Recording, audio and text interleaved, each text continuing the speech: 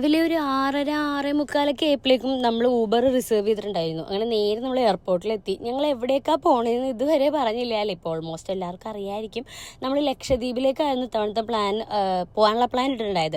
തമ്പുവിൻ്റെ first flight ആയിരുന്നു. പക്ഷേ അതിൻ്റെതായ ബുദ്ധിമുട്ടുകളൊന്നും ഉണ്ടായിരുന്നില്ല. ഇനി അവന് ചെയ്യുന്നത് എടുക്കുമോ എന്നൊക്കെ ഉണ്ടായിരുന്നു.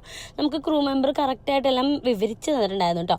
അവിടെ എത്തിയത് ഈ ഒരു കാഴ്ച കണ്ടപ്പോൾ തന്നെ മനസ്സിൻ്റെ ഉള്ളിൽ എന്തൊരു സന്തോഷമായിരുന്നു എന്നറിയോ.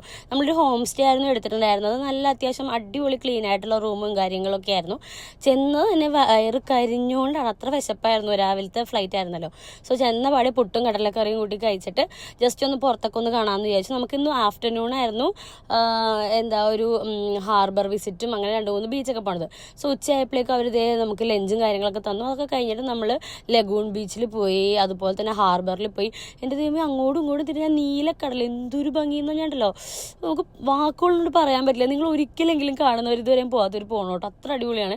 അതുകൊണ്ട് വേറൊരു ബീച്ചിൽ പോയപ്പോഴേക്കും അവിടെ ഒരു ചെറിയ ചായക്കട ഉണ്ടായിരുന്നു. അപ്പോൾ നമ്മൾ അവിടെ നിന്ന് ഫുഡൊക്കെ കഴിച്ച് കുറേ നേരം ബീച്ചിലിരുന്നതിൻ്റെ ഒരു ആഗ്രഹമായിരുന്നു ബീച്ചും കരയിൽ ഇങ്ങനെ കുറേ നേരം ഫാമിലി ആയിട്ടൊക്കെ ഇരിക്കണമെന്ന്.